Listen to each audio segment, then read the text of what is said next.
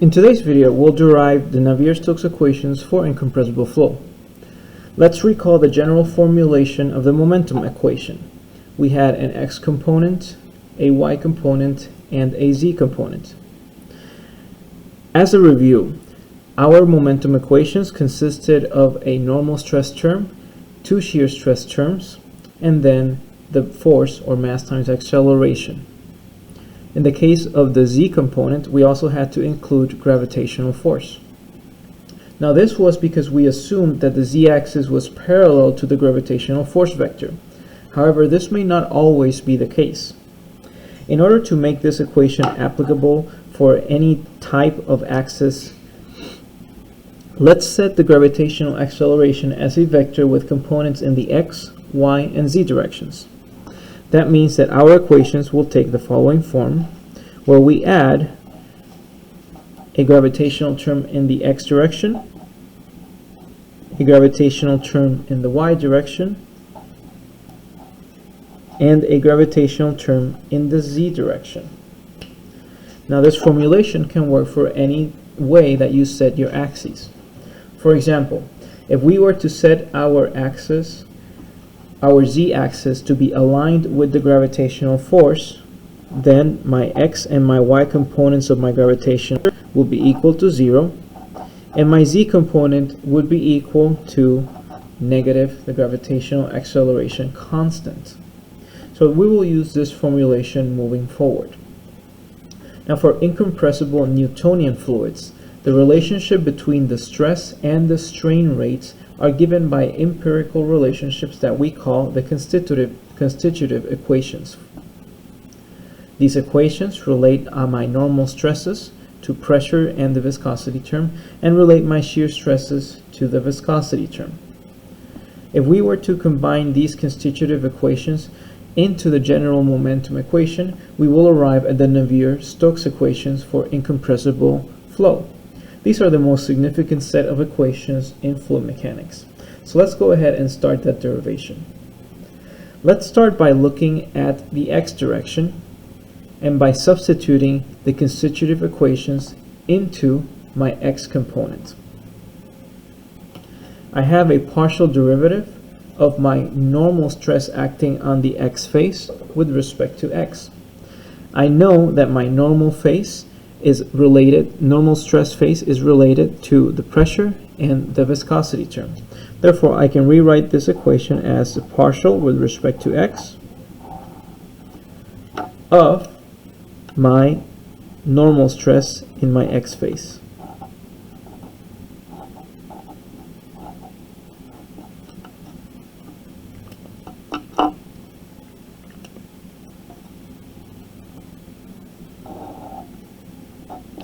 I also have the partial derivative of my shear stress acting on the y face with respect to y. But I know that the shear stress acting on the y face with respect to y is equal to the viscosity times this velocity component. So I can rewrite that in the equation as follows.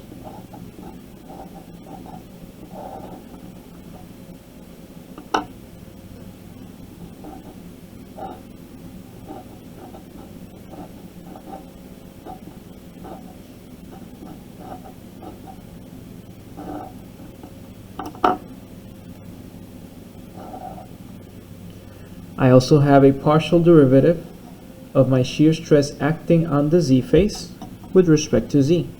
And I can substitute my corresponding constitutive equation into this term.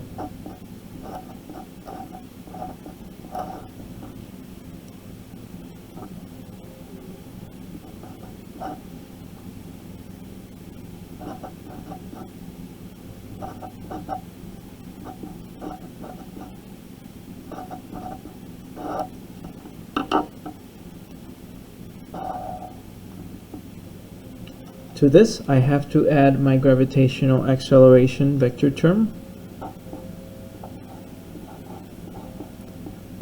And all of this should be equal to my density times the material derivative of the x component of the velocity term. Now the equation is starting to look a little bit bigger, and it's going to get worse. However, if we manipulate this in the correct way, we may land at a simplified, or at least a simpler looking equation that we can manage. So let's start by solving all of these terms in parentheses in order for us to manipulate this equation algebraically. I'm going to start by moving my gravitational acceleration term to the front of this equation. That way I won't forget it in the future.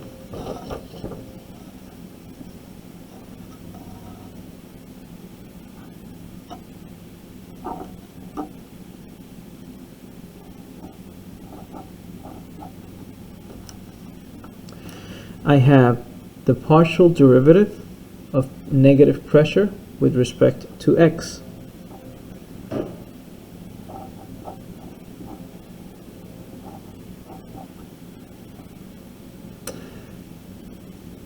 And then I will have the partial derivative of twice the viscosity times the partial derivative of u with respect to x with respect to x. Notice that the number 2 is a constant, and since my fluid is Newtonian, the viscosity is also a constant, so I can pull them out of this partial derivative.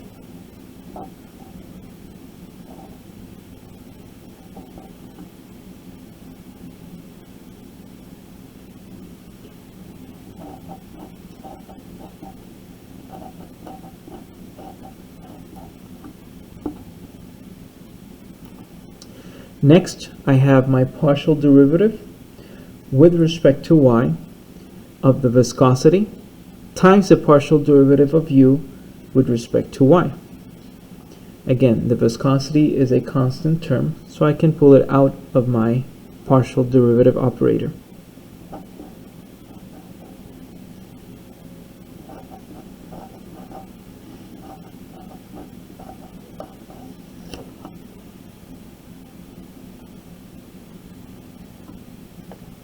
I also have my partial derivative with respect to y of viscosity times the partial derivative of v with respect to x.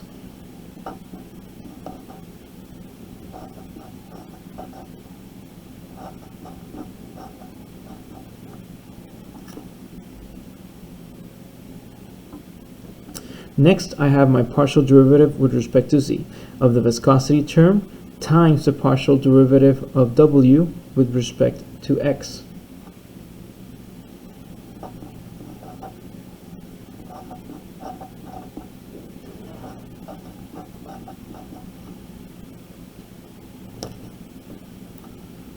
I have my partial derivative of the viscosity times the partial derivative of u with respect to z with respect to z.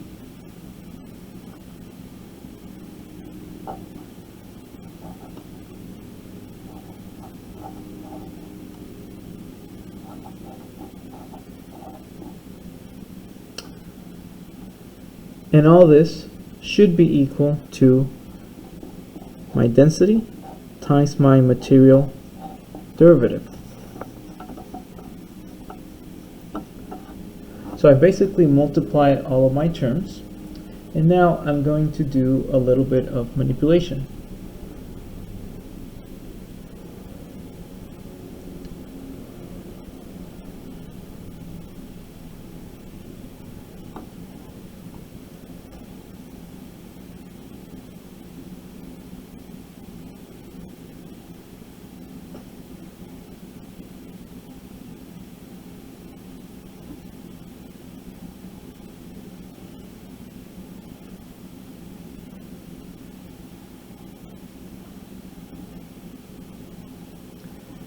I know that this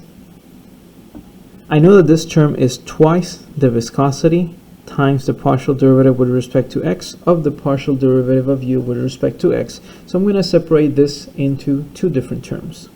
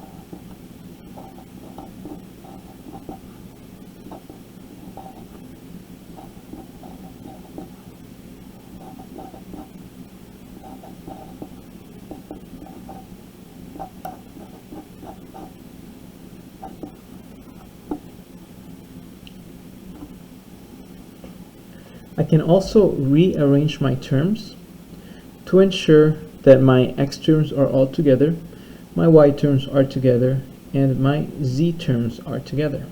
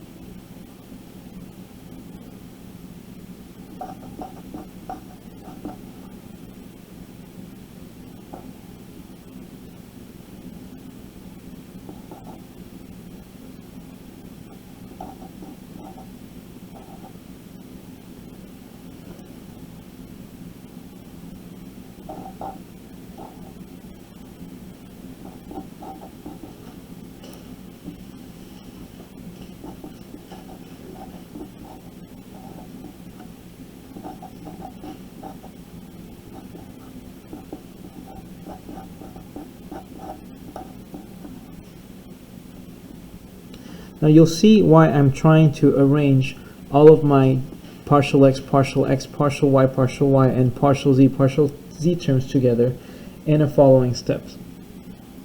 Now in mathematics, a function is symmetrical if the second order partial derivatives with respect to two different variables is the same regardless of the order of derivation. In other words, a symmetrical function is one that follows that satisfies the following condition.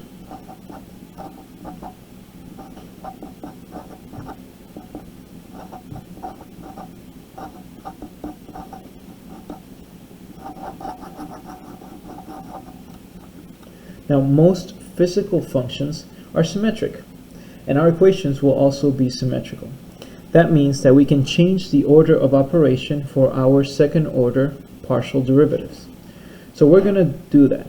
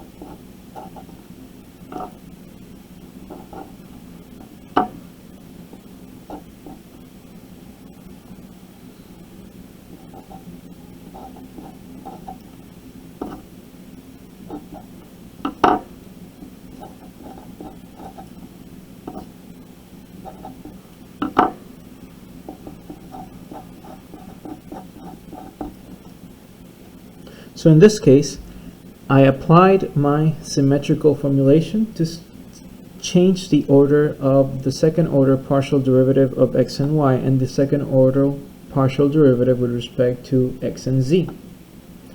Now that I've arranged my equation in this way, I can factorize. I'm going to separate all the viscosity terms from these three second order partial derivatives. And I'm also going to separate factor out the viscosity term with respect times partial of dx from the following terms. So let's go ahead and factorize.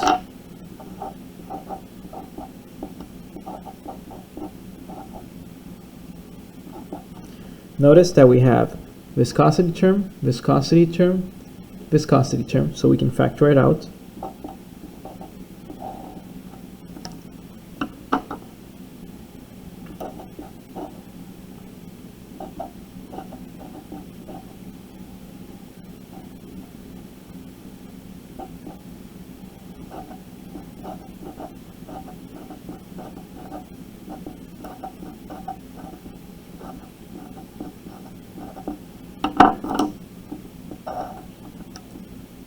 And then notice that we have viscosity times partial with respect to x, viscosity times partial with respect to x, and viscosity times partial with respect to x.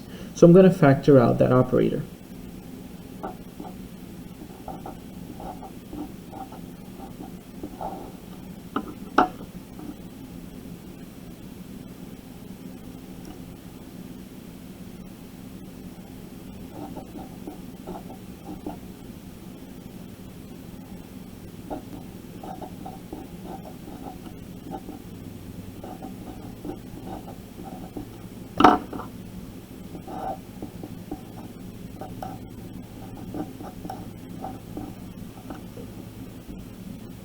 Now notice the following. We have partial of u with respect to x plus partial of x of v with respect to y plus partial of w with respect to z. And we've already seen this before. This is what we call the divergence of the velocity vector. That means that this entire expression can be written down by using the del operator.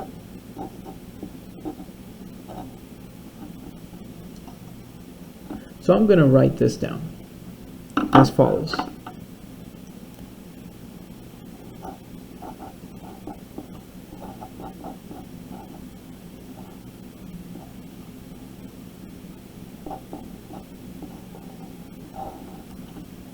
Notice that a partial of x, partial with respect to x, of a partial with respect to x is simply a second order derivative of a function with respect to x.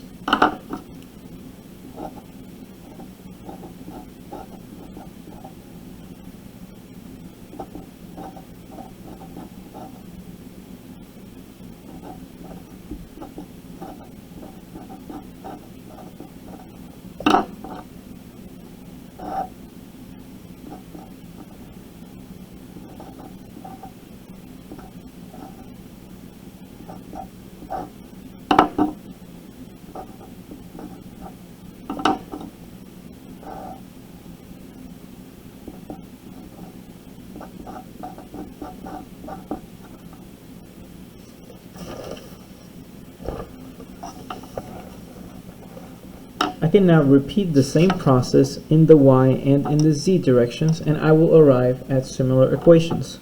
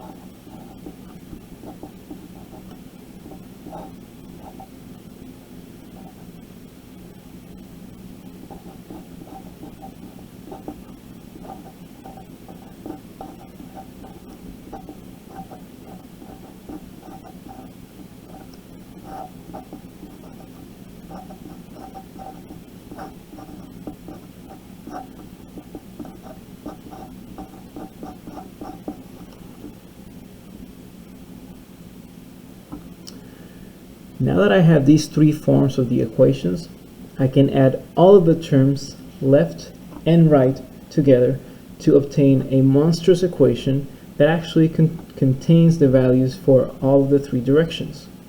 So I'm going to add all of these three equations together, and I'm going to rearrange them a little bit so that each of the similar terms will be next to each other. So I'm going to start by adding up the gravitational acceleration terms.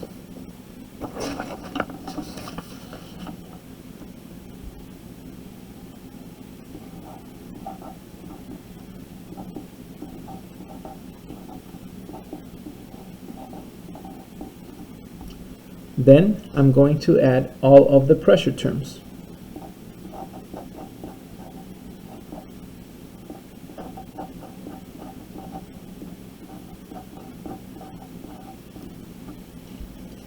Then I'm going to add all of my viscosity terms multiplied by the second order derivatives.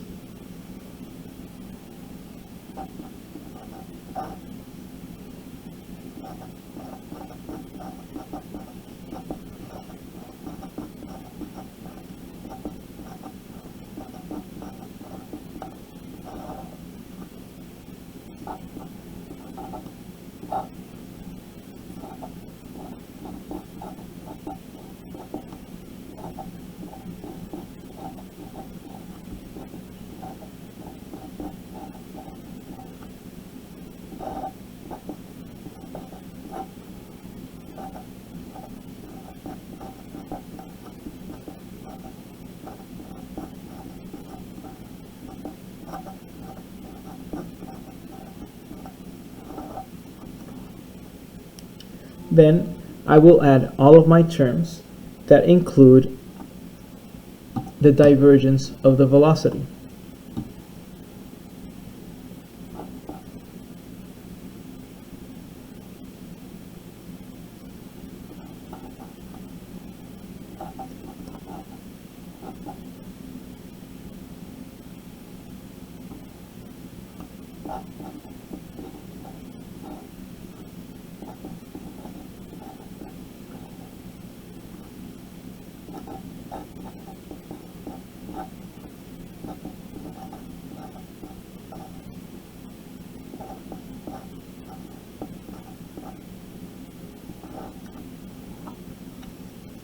And finally, I will add all of the right side of my equations.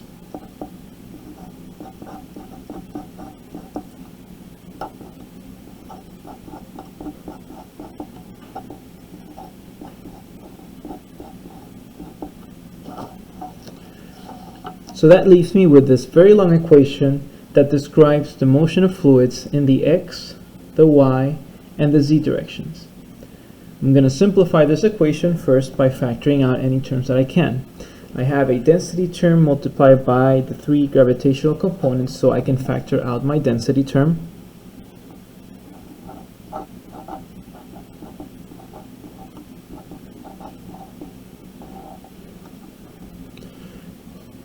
I have three operators acting on being applied to my pressure term, but my pressure term is constant, so I can factor out the operators. Because these three have negative signs, I'm going to factor out the negative one as well.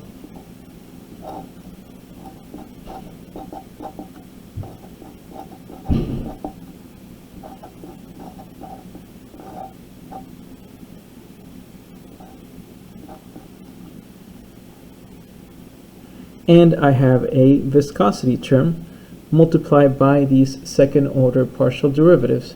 So I'm going to factor out my viscosity.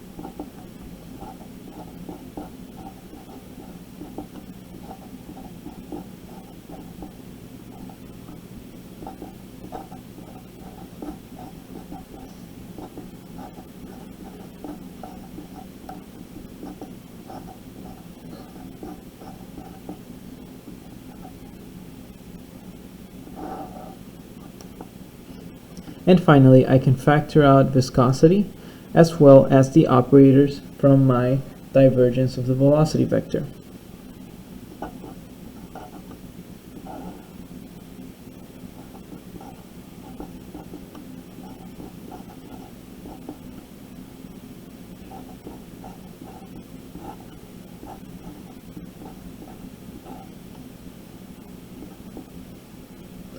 And I can factor out the density term from my right side of the equation.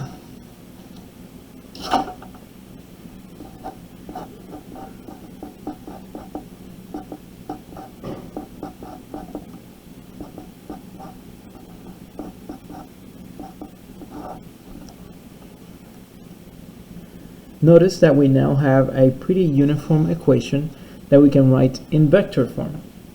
We have the x, the y, and the z components of the gravitational acceleration vectors. So I'm just going to write down density times my gravitational acceleration vector. I also have partial with respect to x plus partial with respect to y plus partial with respect to z. We know that this is the del operator in vector form.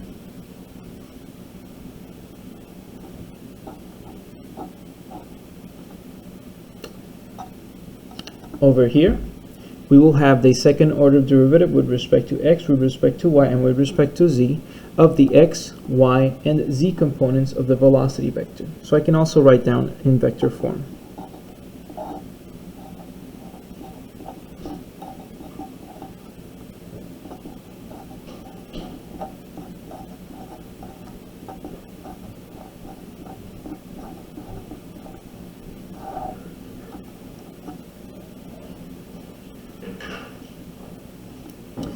And finally, I have partial over partial x, partial with respect to y, and partial with respect to z, which in vector form would be the del operator.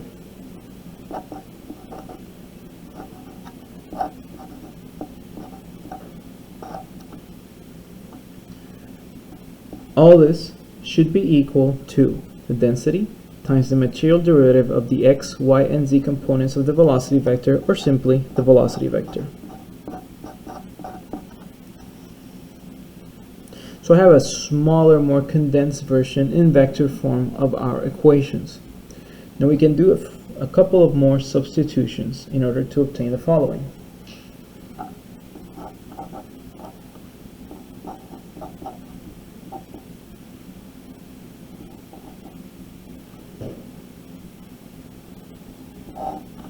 I'm going to factor out this second order partial derivative operator.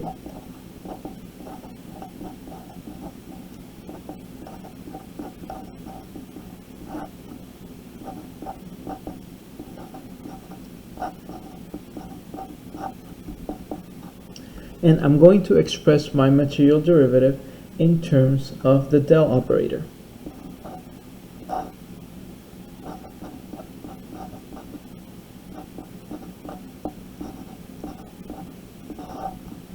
Remember that there were two ways of expressing this. One was velocity dot del velocity, and the other one was velocity dot del applied to the velocity. Notice that we have a second order partial derivative with respect to x, a second order partial derivative with respect to y, and a second order partial derivative with respect to z. This entire term can simply be compressed as del dot del, or we can also write it down as del squared. So now I can rewrite my equation with this new del squared.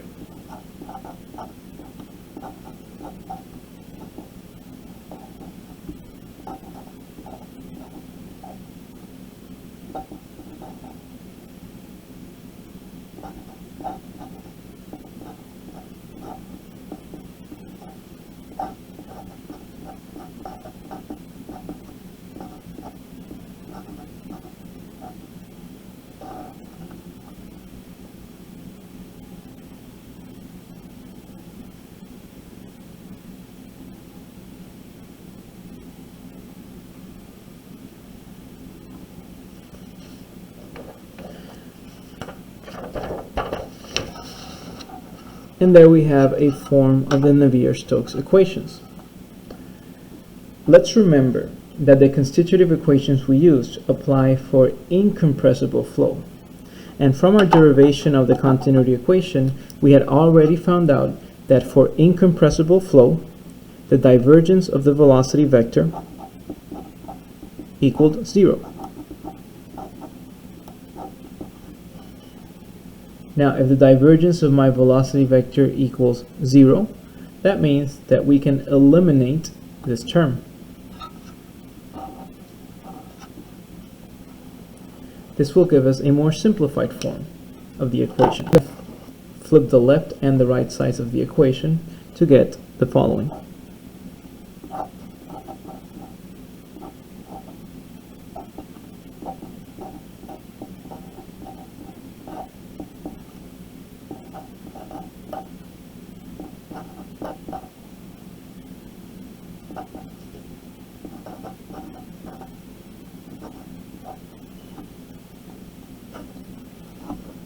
And that's it.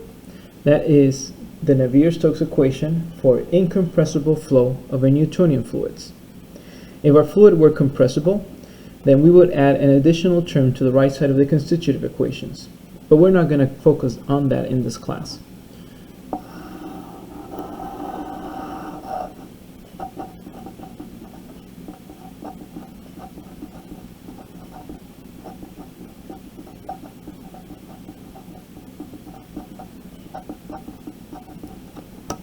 We can now take this equation and apply some other assumptions to simplify it, such as inviscid flow. But we're not going to do that in this lesson.